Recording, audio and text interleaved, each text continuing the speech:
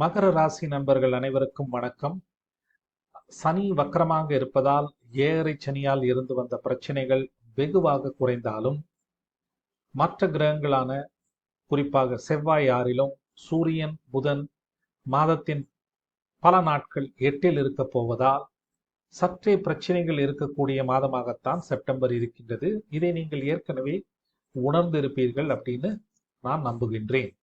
மாதத்தின் முதல் பகுதி தந்தை அரசு மேலதிகாரி சார்ந்த விஷயங்களில் பிரச்சனைகள் வரலாம். பிரச்சனைகள் ஏற்கனவே இருப்பதற்கு வாய்ப்பு இருக்கு. உங்களை தவறாக புரிந்து கொள்வதற்கும் வாய்ப்புகள் அதிகம் இருக்கு. பேசும் பேச்சால் பிரச்சனைகள் எழலாம். எந்த ஒரு பிரச்சனையும் கொஞ்சம் நிதானத்துடன் அணுகுங்கள். ஆனால் நிதானத்தை கடைபிடிப்பதற்கு கொஞ்சம் கஷ்டப்பட போகின்றீர்கள். ஏனென்றால் செவ்வாய் மாதம் முழுவதுமே 6ல் இருக்கின்றார். மாதத்தின் 2வது பகுதி சூரியன் 8லிருந்து 9ஆம் வீட்டிற்கு வந்து விடுவதால் தந்தை அரசு மேலதிகாரி சார்ந்த விஷயங்களில் இருந்து வந்த பிரச்சனைகள் வெகுவாக குறைந்து மாறாக நல்ல நிலையே இருக்கும்.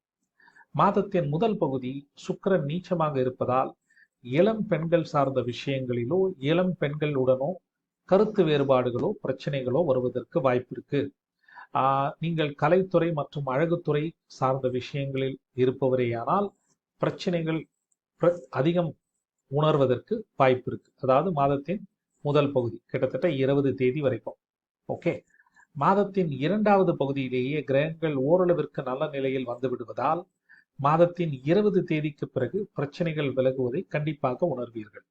மாதம் முழுவதுமே செவ்வாய் 6ஆம் வீட்டில் இருக்க போவதால் தேவையற்ற வீண் விவாதங்களையும் சண்டை சச்சரவுகளையும் அறவே தவிருங்கள். ஓகே, புதிய பிரச்சனையை நாம் உருவாக்கி கொள்ள வேண்டாம்.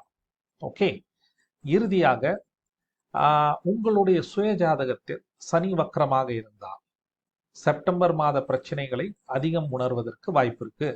ஓகே, உங்களுடைய ஜாதகத்தில் சனி வக்கரமாக இருக்கப்பெற்ற ஜாதகர்களுக்கு சனியிடமிருந்து ரிலீஃப், ஓகே, ஒரு விடுதலை இன்னும் கிடைக்கவில்லை என்பதுதான் உண்மை. அவர்கள் இன்னும் சில நாட்கள், அதாவது நவம்பர் வரை பொறுமையாக இருக்க வேண்டும். அதுக்கப்புறம் கண்டிப்பாக அந்த ரிலீஃபை, அந்த ஏழரை சனியிலிருந்து கிடைக்கக்கூடிய ஒரு நிம்மதி விடுதலையை கண்டிப்பாக உணர்வீர்கள். சரிங்களா? நன்றி, வணக்கம், வாழ்த்துக்கள்.